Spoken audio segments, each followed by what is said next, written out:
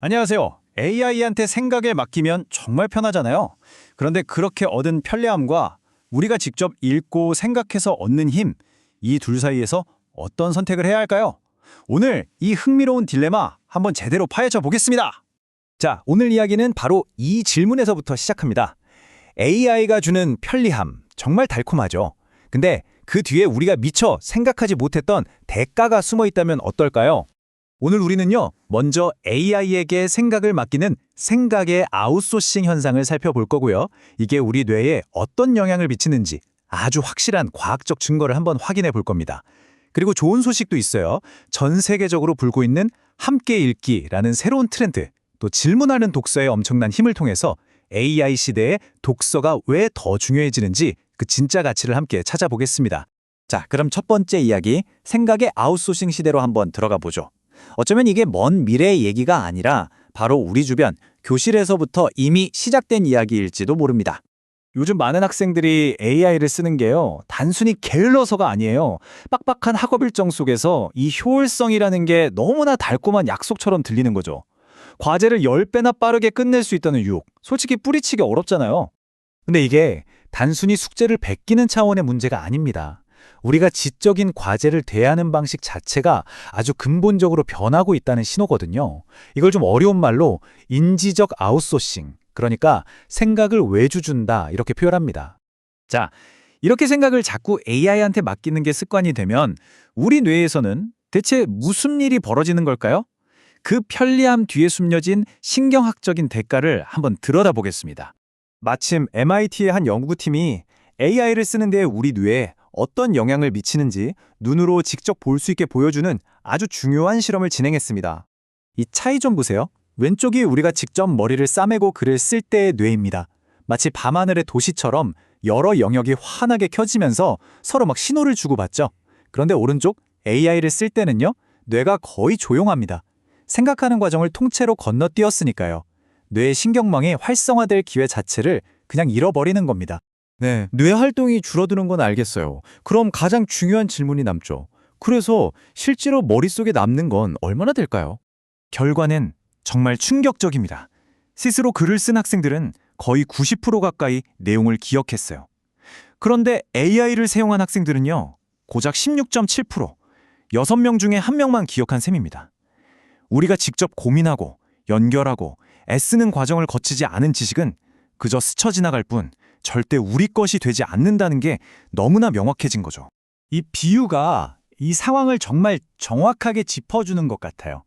전동 킥보드, 편하죠? 하지만 계속 그것만 타면 우리 다리 근육은 약해지잖아요. 생각의 근육도 똑같다는 아주 강력한 경고입니다. 그럼 우리는 이렇게 생각의 근육이 점점 사라지는 걸 그냥 지켜만 봐야 할까요? 다행히도 그렇지는 않습니다. 이 기술의 흐름에 맞서서 독서의 가치를 다시 발견하려는 아주 흥미로운 움직임들이 전 세계에서 나타나고 있거든요. 독서가 더 이상 혼자 조용히 하는 활동이 아니에요. 뉴욕에서는 리딩 리듬 파티처럼 음악과 함께 즐기고요. 서울에서는 탁 트인 야외 도서관에서 다 같이 책을 읽습니다. 독서가 아주 활기차고 또 트렌디한 경험으로 다시 태어나고 있는 거죠. 특히 젊은 세대들은 책을 그냥 읽는 걸 넘어서요, 그 책의 디자인, 종이의 질감 같은 걸 즐기고 또 관련된 예쁜 굿즈를 사면서 독서를 자신만의 스타일로 만들고 있습니다. 독서가 하나의 멋진 라이프 스타일이 된 거예요. 자, 이렇게 함께 읽는 것도 좋은데 그럼 나 혼자 책을 읽을 때는 어떻게 하면 더 깊고 효과적으로 읽을 수 있을까요? 여기 아주 간단하면서도 과학적으로 입증된 기술이 있습니다.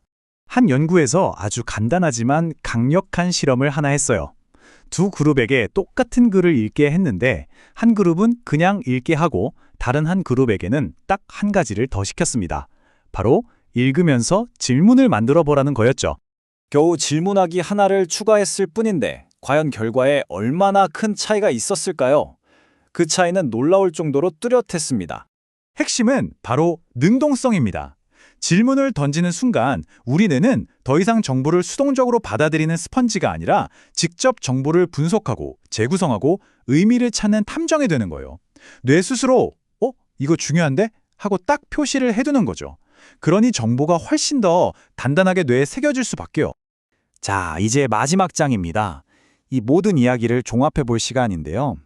AI가 모든 걸 다 해주는 것 같은 이 시대에 왜 아주 오래된 습관인 읽기가 오히려 우리의 가장 중요한 미래 기술이 되는 걸까요?